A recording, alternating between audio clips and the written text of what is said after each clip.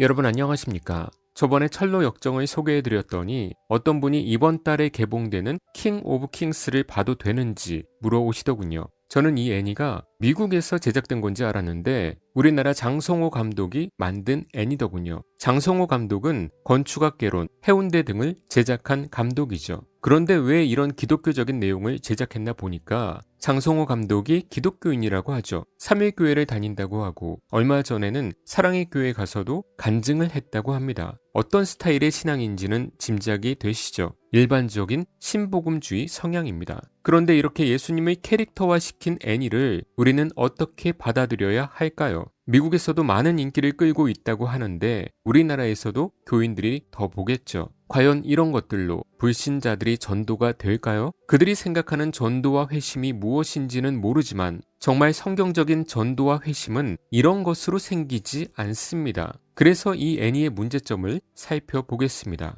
첫째는 예수님을 캐릭터화시키는 것은 십계명에서 금지하고 있습니다. 이 계명인 우상을 만들지 말라를 어기는 것이죠. 이런 것은 그리스도의 신성을 훼손시키는 것이고 아이들과 사람들로 하여금 예수님에 대한 이미지를 잘못되게 인식시킬 수 있습니다. 그런데 현대로 오면서 이런 계명을 지키지 않는 것이죠. 십자가도 크게 달아놓고 말이죠. 그들은 죄를 짓는 것입니다. 그래서 정통교회는 이런 이미지나 형상을 이용해서 전도하는 것이 아니라 오직 성경, 솔라 스크립투라, 말씀으로 전할 때 성령께서 역사하시는 것입니다. 하나님의 말씀과 계명을 어기는데 성령께서 역사하신다? 그렇다면 성경의 약속들이 필요가 없겠죠. 우리나라 대부분의 교인들과 목사들까지 엄청난 오해를 하는 것이 단순히 성경의 스토리텔링을 하면서 그 내용을 믿고 예수님을 믿는다고 하면 그것을 구원받은 것이라고 생각합니다. 정말 그렇습니까? 저희 때 아닙니다.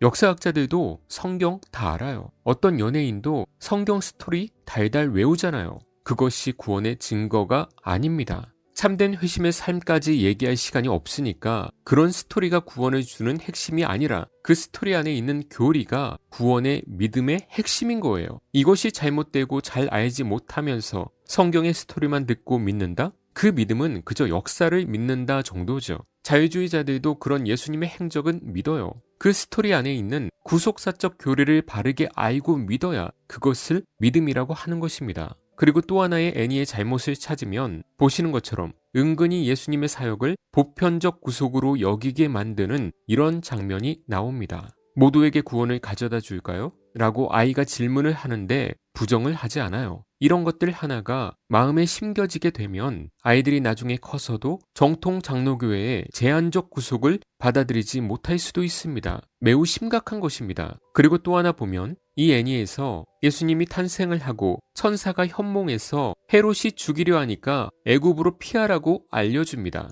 그리고 나서 병사들이 찾아오는데 애니에서는 갑자기 안개가 끼고 돌풍 같은 것이 불면서 병사를 막습니다. 그런데 이런 내용은 성경에 없어요. 각색을 한 것이죠. 이런 것조차도 우리는 저희 때 조심해야 합니다. 성경에 없는 내용들을 믿도록 하는 것은 죄입니다.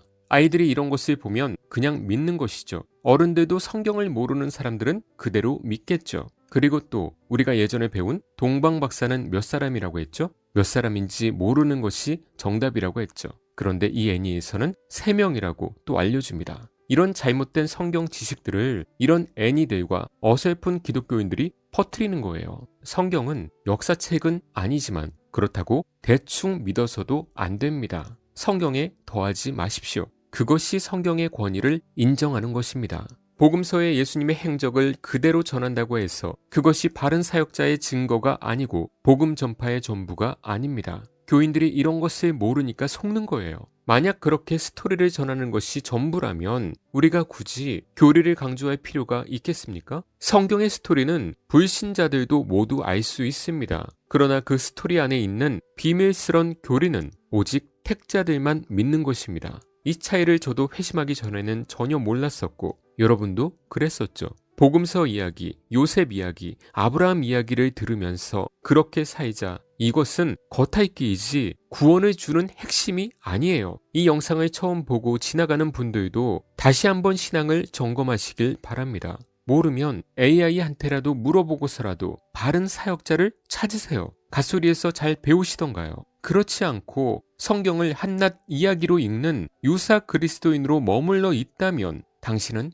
구원받은 자가 아닙니다. 다른 복음은 없나니 다만 어떤 사람들이 너희를 교란하여 그리스도의 복음을 변하게 하려 함이라. 그러나 우리나 혹은 하늘로부터 온 천사라도 우리가 너희에게 전한 복음 외에 다른 복음을 전하면 저주를 받을지어다. 아멘. 이 말이 뭐냐면 똑같은 성경의 스토리를 가지고 다른 교리의 복음을 전할 수 있다는 것입니다. 무서운 얘기예요. 그렇게 되면 저주를 받게 되고 지옥 간다는 것이죠. 그래서 이단들이 나오는 것이고요. 이단들도 성경의 스토리 그대로 얘기합니다. 그것은 역사적 사실이니까요. 부디 하나님의 은혜로 이해가 되시길 바랍니다. 이런 것조차 연구하고 분별하기 귀찮은 마음이 든다면 그 사람은 하나님과 성경을 사랑하는 자가 아닌 거예요. 100% 하나님과 신앙을 이용해서 자기 잘 먹고 잘 사는데 목표를 두겠죠.